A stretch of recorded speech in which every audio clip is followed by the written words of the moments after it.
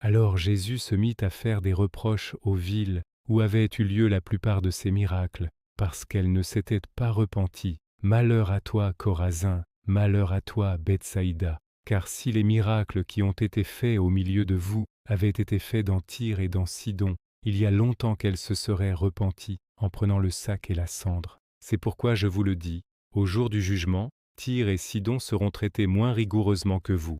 Et toi, Capernaum, seras-tu élevé jusqu'au ciel? Non, tu seras abaissé jusqu'au séjour des morts.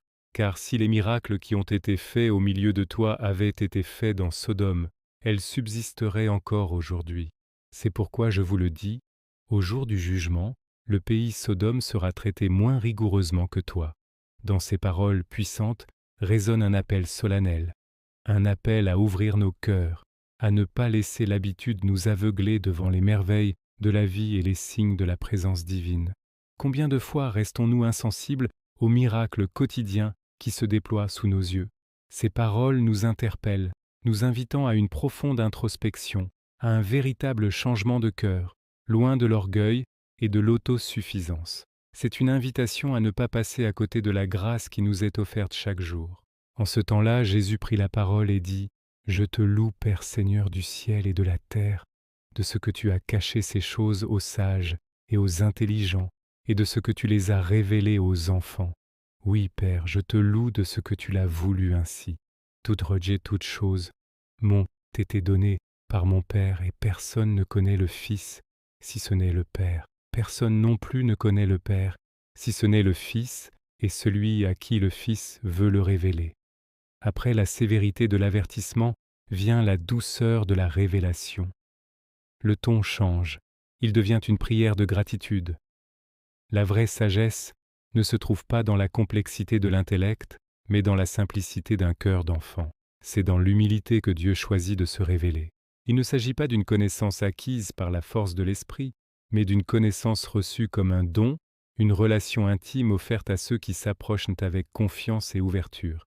C'est une invitation à déposer nos certitudes, à nous faire petits pour accueillir un mystère qui nous dépasse, la connaissance aimante du Père par le Fils. Venez à moi, vous tous qui êtes fatigués et chargés, et je vous donnerai du repos. Prenez mon joug sur vous et recevez mes instructions, car je suis doux et humble de cœur, et vous trouverez du repos pour vos âmes. Car mon joug est doux et mon fardeau est léger. Respirez profondément. Écoutez ces mots qui traversent les siècles pour venir apaiser votre cœur aujourd'hui.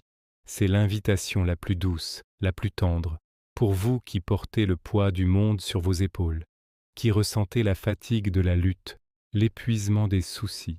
Jésus ne vous promet pas une vie sans épreuves, mais il vous offre sa présence pour les traverser.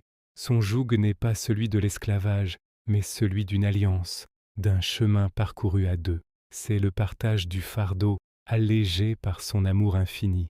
Il vous invite à déposer vos angoisses, vos peines, vos regrets à ses pieds, à trouver en lui le seul véritable repos, le repos non seulement du corps, mais celui plus profond, de l'âme.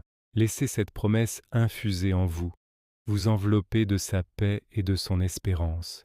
Vous n'êtes pas seul, il est là, attendant que vous veniez à lui. Merci d'avoir partagé ce moment de méditation avec nous. Si ces paroles ont touché votre cœur, n'hésitez pas à vous abonner pour d'autres réflexions inspirantes. Que la paix soit avec vous.